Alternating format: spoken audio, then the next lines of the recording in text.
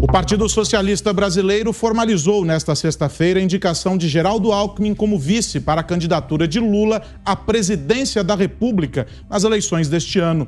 Tanto Alckmin como Lula estiveram no encontro e selaram a indicação, posando para fotos de mãos dadas, juntos aos presidentes do PSB e do PT, Carlos Siqueira e Gleisi Hoffmann. Em sua fala, Geraldo Alckmin disse que a união dele com o petista é importante. Não é hora de egoísmo, é hora de generosidade e grandeza política, de desprendimento e de união. Política não é uma arte solitária. A força da política é centrípeta e nós vamos somar esforços aí para a reconstrução do nosso país.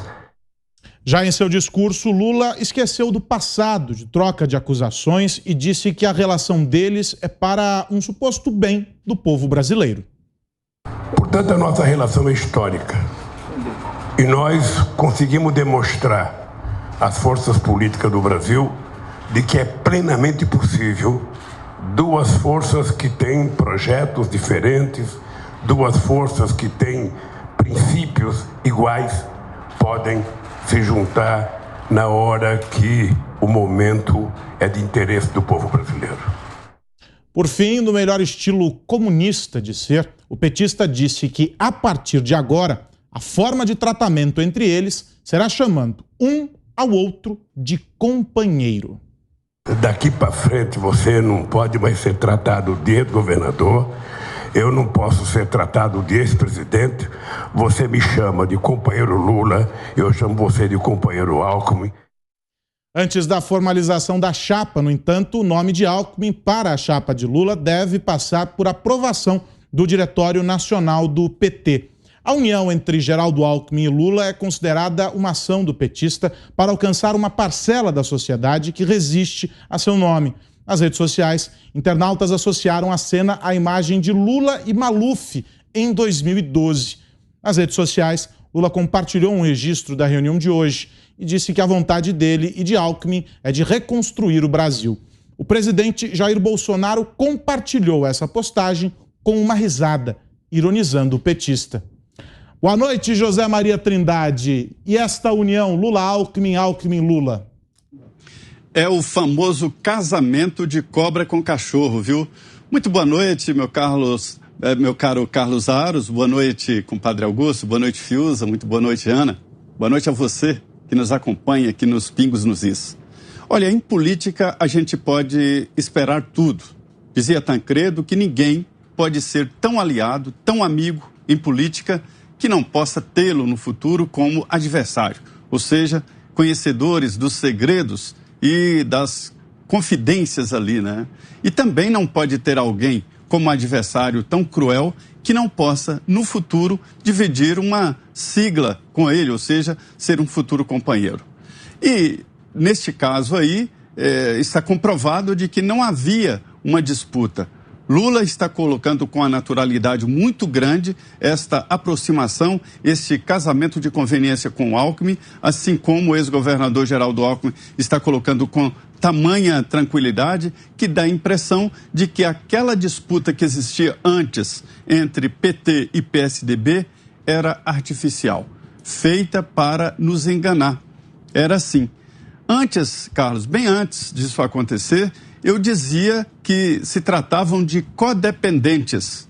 Codependente é aquela dependência que a família desenvolve em torno de alguém que tem problemas. E aí todos os problemas são levados para aquele indivíduo. Ah, eu estou desempregado porque ele tem esse problema. Ah, eu sou triste porque ele tem esse problema. Se ele resolve o problema, eu começo a olhar para dentro e descobrir que eu estou cheio de problemas e que não há aquilo. Isso é o princípio da codependência, né?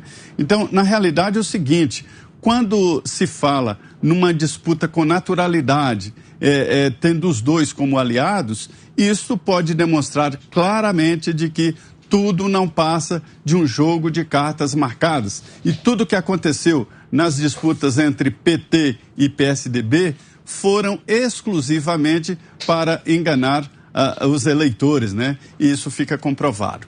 Esta aliança de Lula com Alckmin vai muito além da disputa eleitoral, ou seja, uma tentativa de ganhar votos. Me dizem aqui, aliados, inclusive do ex-presidente Lula, de que, na verdade, a disputa está no depois da eleição. Ou seja, no momento da posse, haverá dificuldades na posse se Lula conseguir a eleição. E depois a própria formação de governo e a governabilidade. Entendem ali os petistas de que trazendo essa parte do PSDB, porque o Alckmin representa esta parte original do PSDB, né? E aí ficaria mais fácil este caminho. Mas é uma união, Aros, no mínimo, muito estranha. E em política se diz, não é uma frase minha, né? O casamento de cobra com cachorro. Nesse caso eu não sei quem é a cobra e quem é o cachorro. Ana, deixa eu ouvir você também. Boa noite. Boa noite, Aros. Boa noite, Zé. Boa noite, Fiuza. Boa noite, mestre Augusto Nunes. Boa noite à nossa audiência maravilhosa. Aros, companheiro Alckmin. É mole ou que mais? Companheiro Alckmin. O Alckmin disse aí no seu discurso, né, dessa aliança para lá de estranha, perdão, como o Zé disse, essa combinação aí de cobra com cachorro, e aí ele fala na reconstrução do país. No entanto, ele não cita que a destruição do país ocorreu exatamente por causa daquele que estava ali do lado dele. Há um tweet do Geraldo Alckmin de 9 de dezembro de 2017, que ele fala o seguinte: depois de ter quebrado o Brasil, Lula diz que quer voltar ao poder, ou seja, quer voltar à cena do crime. Será que os petistas merecem uma nova oportunidade? Fiquem certos de uma coisa, meus amigos, só os derrotaremos nas urnas. E aí, em julho de 2017, Lula também tuita assim: eu, quando disputei a eleição com o Serra, era uma coisa civilizada. Depois, com o Alckmin, não foi. Ele parece que mamou até os 14 anos. E aí, agora estamos vendo essa cena aí, parece um quadro, né, de Salvador Dalí, uma coisa surreal. O que fica mais exposto é o que quem acompanha a plataforma Brasil Paralelo sabe do famoso teatro das tesouras. Durante anos, o brasileiro foi enganado de que PSDB era direita, era a favor da liberdade, e teve até programas na área econômica importantes para o Brasil. Mas o PSDB nada mais é do que uma esquerda aí de perfume, né, de roupa de grife. Fica a pergunta também, Aros, como será a plataforma política desse casamento aí de cobra com cachorro? Adorei, viu, Zé? Em relação, por exemplo, o Alckmin se diz a favor da reforma trabalhista, Lula é contra, quer a revogação dessa importante reforma para o Brasil, o Alckmin é a favor do teto dos gastos, o Lula também é completamente contra. E o Alckmin se diz um católico cristão fervoroso, imagino que deva ser contra o aborto. E essa semana nós tivemos aí Lula colocando o aborto como uma questão importantíssima, teria que legalizar no Brasil como questão de saúde. Vai ser interessante ver a plataforma desse casamento aí bastante inusitado e que colocou todas as máscaras da política brasileira no chão. Mas para sacramentar essa união ainda precisa da aprovação do Diretório Nacional do PT, né, Fiuza? Boa noite, meu amigo.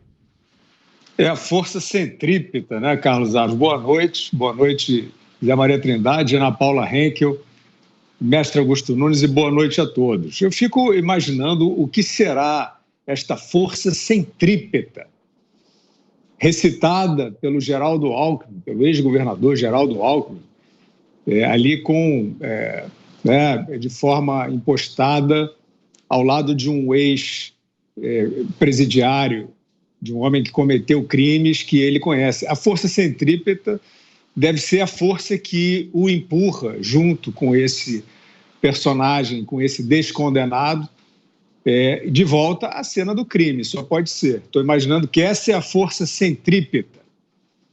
essa força capaz de empurrar o Geraldo Alckmin junto com o Lula de volta à cena do crime, como ele mesmo descreveu. É um cara de pau, né, o Geraldo Alckmin, é hoje um monumento ao cinismo, e eu não entro muito nessa de fazer sociologia partidária, a gente vai sempre se confundir nessa aí. O Geraldo Alckmin sempre foi à direita do PSDB, o conservador, inclusive em costumes, inclusive no aspecto religioso. Não dá para retirar isso. Essa ideia de que eles tramaram décadas para se revezar no poder é uma ideia limitada. Nós vimos ao contrário. Em São Paulo nós vimos, nos momentos em que o PSDB, que eu volto a dizer, é uma sigla. Você tem que olhar quem são as pessoas e o que elas estão fazendo em cada momento. E nós vimos, durante anos, muitos anos, esses governadores do PSDB fazerem majoritariamente uma política de pragmatismo, de administração com o que se chamava até de neoliberalismo, rigor fiscal. Isso aqui não é um testemunho pró ninguém. Eu acho o PSDB uma porcaria de partido, sempre achei. Aliás, ele demorou a entender o que era o Plano Real e aderiu ali meio no embalo, numa intuição do Mário Covas, que era, né, de quem o Geraldo Alckmin é discípulo. Então, a gente tem que separar os momentos históricos, senão a gente vai cair sempre num álbum de figurinhas. No momento em que foi feito o Plano Real no Brasil, o presidente era do PSDB, não tem essa de que o plano foi do Itamar. O Fernando Henrique era o 4º ministro do Itamar. E ele chamou economistas capacitados que fizeram uma grande reforma fiscal e monetária no país. Onde é que isso entra no álbum de figurinhas? Na época era da direita, na época era o neoliberalismo.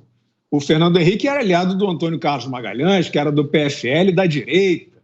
Então eu jogo isso tudo fora. O Geraldo Alckmin fez parte de um período em São Paulo em que o partido dele, enfim, o que ele representava, levou a cabo até uma administração bem-sucedida, nesses aspectos que são esses que os liberais, também os que se dizem de direita, o rigor fiscal, a responsabilidade fiscal. O Geraldo Alckmin representou, em parte, isso.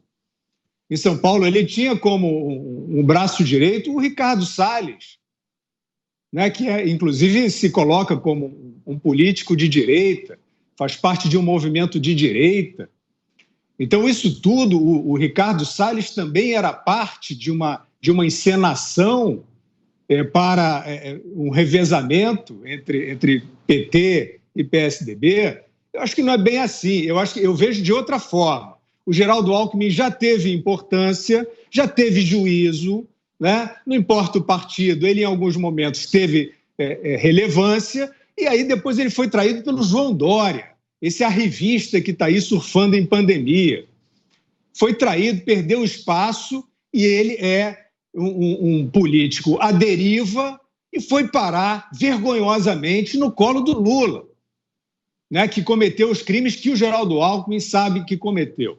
Então eu proponho que a gente veja as coisas como elas são, porque senão essas virtudes, né, supostas virtudes, estarão sempre em algum lugar nesse álbum de figurinhas que a gente poderá dizer estava aqui e agora está lá, né, ou sempre esteve, né? O que a gente pode dizer é o seguinte: o Geraldo Alckmin, falando ao lado do Lula em despojamento, em grandeza, é uma vergonha para a história dele, independentemente do que ele tenha feito no passado.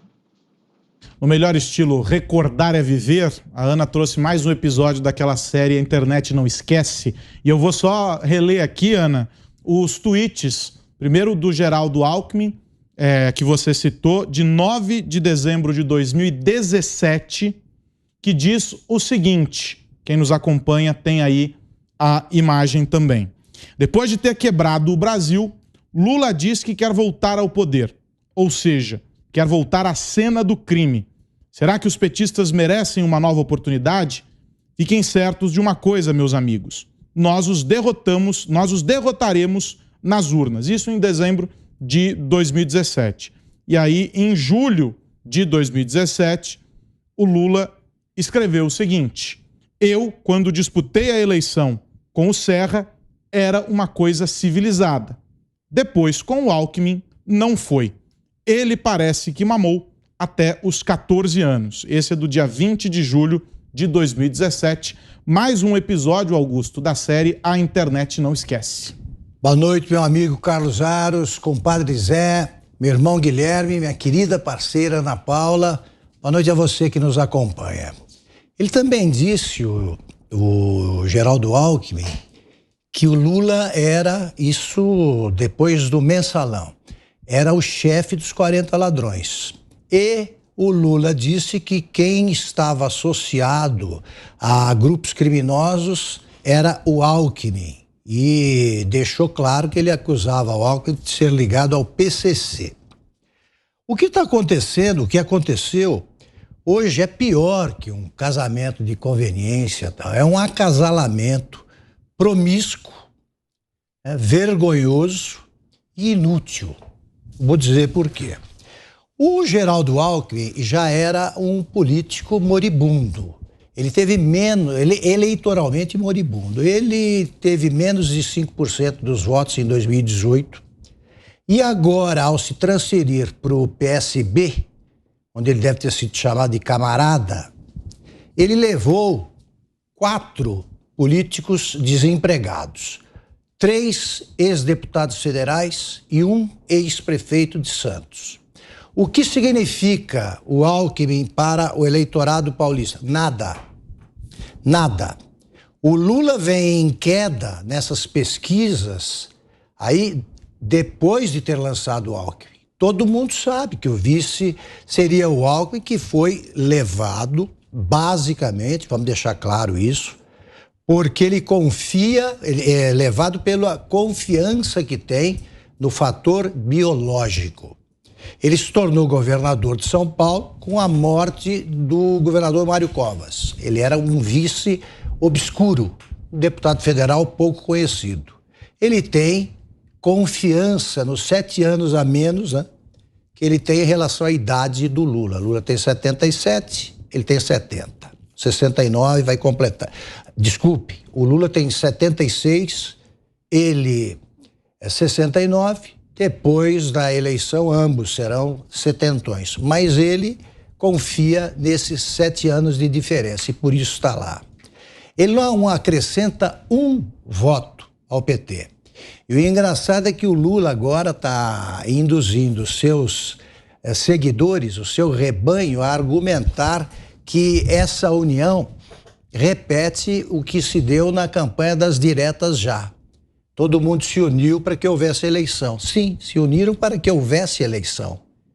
Não havia, então, portanto, não podia haver divisão. E ninguém era contra, né? Nenhum deles era contra a realização de eleições. Mas todos se separaram quando houve a primeira eleição. Então não tem nada a ver com a campanha das diretas. Nós temos um Brasil democratizado e uma eleição se aproximando. O Geraldo Alckmin cometeu um perfeito suicídio político. Agora, ele ou confia nisso, né, do fator biológico, ou está condenado à morte. Ele combina com o companheiro. É como chamar o Lula seriamente de doutor. Tem coisas que não combinam. E o Geraldo Alckmin, repito, não vai acrescentar nada. Ele está mortinho.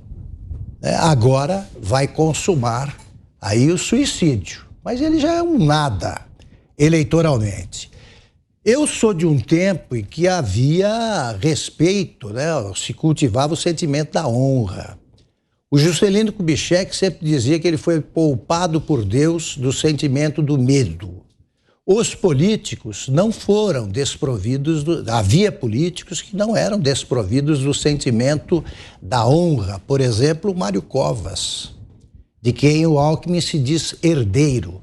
Agora eles perderam a vergonha. E eu também me recordo que, por ser filho de político, eu me recordo que as mulheres serviam de anteparo. A mulher do político, como vivia repetindo Ulisses Guimarães, ela não esquece do que você disse ou do que disseram sobre você. Não, a mulher não esquecia.